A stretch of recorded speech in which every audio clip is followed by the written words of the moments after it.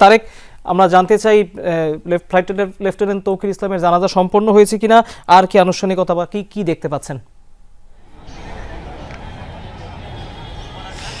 এখন পর্যন্ত জানাজা সম্পন্ন হয়েছে। রাজশাহীর যে মুক্তিযোদ্ধা স্মৃতি স্টেডিয়াম রয়েছে, মুক্তিযোদ্ধা স্মৃতি স্টেডিয়ামে একটু আগে জানাজা সম্পন্ন হয়েছে এবং যারা পরিবারের সদস্যরা ছিলেন এই বৈমানিক ফ্লাইটের লেফটেন্যান্ট তৌকির ইসলামের যে মরদেহটি সেটি রাজশাহীর যে সপুরা গুরুস্থান সেখানে নিয়ে যাওয়া হয়েছে পরিবারের সদস্যরা এবং এখানের যারা শুভাকাঙ্ক্ষী রয়েছে, বিভিন্ন সামাজিক সাংস্কৃতিক সংগঠনের যারা নেতৃবৃন্দ রয়েছেন, রাজশাহী জেলা প্রশাসক, বিভাগীয় কমিশনার, পুলিশ কমিশনার এবং বিমান বাহিনীর কর্মকর্তা সহ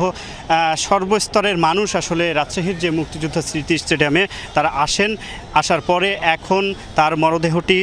আমরা যতটুকু দেখতে পেলাম যে অ্যাম্বুলেন্সে করে সেনাবাহিনীর তত্ত্বাবধানে গোরস্থানে কিন্তু নিয়ে যাওয়া হয়েছে এবং সেখানে কিন্তু দাফন কার্য সেটি সম্পন্ন হবে এবং বিকেল ৩টার দিকে কিন্তু ঢাকা থেকে হেলিকপ্টার যোগে রাজশাহী ক্যান্টনমেন্ট এলাকায় সেখানে কিন্তু হেলিকপ্টার অবতরণ করেন এবং সেখান থেকে আমরা যতটুকু দেখতে পাই যে রাজশাহীর যে সপুরা এলাকা রয়েছে, রাজশাহীর উপশহরের সেই আশ্রয়ের যে বাসাটি রয়েছে, বাসাতে কিন্তু ক্যান্টনমেন্ট এলাকা থেকে তার মৃতদেহটি সেটি কিন্তু অ্যাম্বুলেন্সে করে আনা হয়। সেখানে আমরা উৎসুক যে মানুষের ভিড় দেখেছি, স্থানীয় তার প্রতিবেশী সহ হাজার হাজার মানুষ সেখানে ছিলেন। সে কারণে জায়গা কিন্তু সংকুলন থাকায় সেখানে তাকে দেখানো সম্ভব হয়নি। অনেক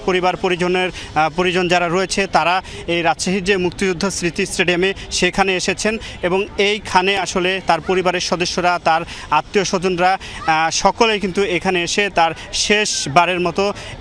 কিন্তু আমরা যতটুকু দেখতে পাচ্ছি যে তৌকির ইসলামকে কিন্তু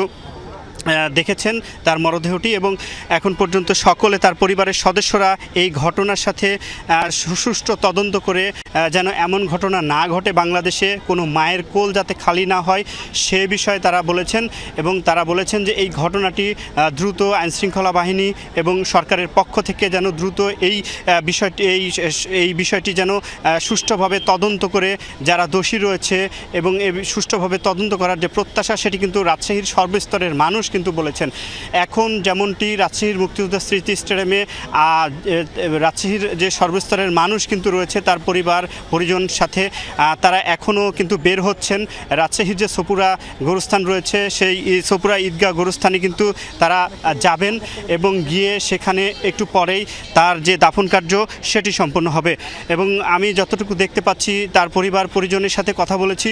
দীর্ঘদিনের যে প্রত্যাশা, তার যারা সহপাঠী ছিলেন এবং সহপাঠীর যারা অভিভাবকরা ছিলেন তারাও কিন্তু তাকে ছোট থেকে দেখেছেন এবং এই তৌকির ইসলামকে ছোট থেকেই কিন্তু দেখেছেন। তার পরিবারের সদস্য থেকে শুরু করে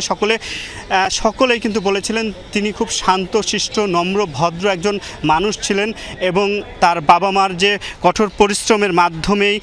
তিনি ছোট থেকেই খুব মেধাবী ছিলেন এবং আমরা যতটুকু দেখেছি যে রাজশাহীতে তিনি পড়াশোনা শেষ করে পাবনা ক্যাডেট কলেজে এবং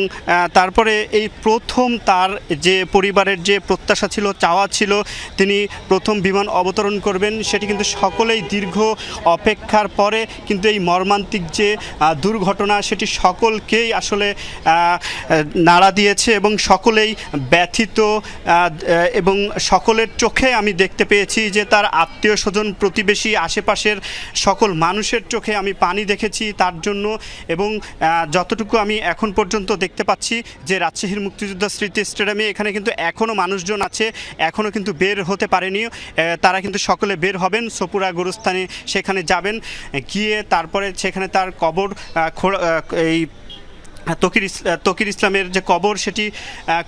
রয়েছে সেই কবরে কিন্তু দাফন কার্য সেটি সম্পন্ন হবে। নিঃসন্দেহে তারেক, আমরা আপনার কাছে আবারও সবশেষ আপডেট জানতে আসবো।